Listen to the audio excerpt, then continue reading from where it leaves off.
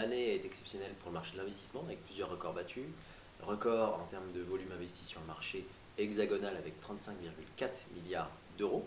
Record également pour l'Île-de-France avec près de 27 milliards d'euros investis. Record pour les bureaux, record pour la logistique. Pas de record pour les commerces sur le front de l'investissement, mais une très bonne performance avec 5,3 milliards d'euros investis. Oui, la pénurie d'offres est très marquée dans certains secteurs. Alors au niveau global, on est sur un taux de vacances de 5% à l'échelle de la région, mais de 2% dans Paris intramuros, parfois inférieur à 2 voire 1% dans certains quartiers parisiens, ce qui fait pression évidemment sur les valeurs locatives.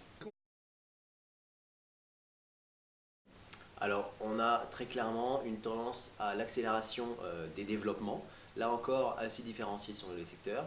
Une amorce de reprise des lancements dans Paris intramuros, mais avec un taux de précommercialisation qui est assez significatif. En revanche, pas mal de développement à venir dans les secteurs comme la défense et en première couronne notamment dans les secteurs, les futurs hubs du Grand Paris comme Saint-Denis ou Saint-Ouen.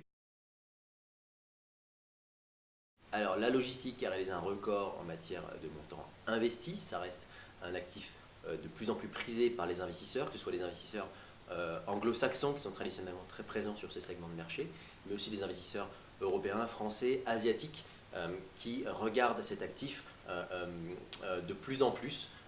Et on est aussi sur des performances locatives qui seront en baisse en 2019, mais qui restent tout de même à des niveaux tout à fait honorables.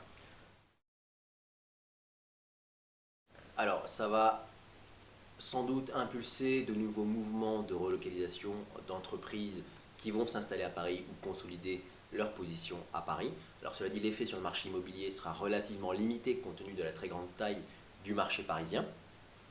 En matière d'image, on est quand même sur un trend positif qui va apporter, qui va permettre à Paris de montrer toute sa capacité d'attraction en Europe. Alors en 2020, on va être sur des tendances plutôt favorables au marché de l'investissement. On reste sur un environnement de taux bas, donc ce qui va générer toujours de l'intérêt des investisseurs pour le compartiment immobilier.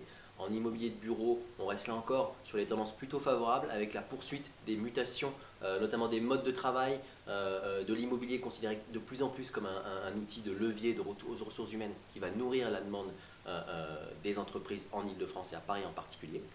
Et pour les commerces, on est sur un environnement macroéconomique qui est peut-être un peu plus mitigé, mais un marché toujours très dynamique en profond renouvellement, que ce soit en centre-ville, mais aussi sur les centres commerciaux, avec une priorité de plus en plus donnée au renouvellement de l'existant.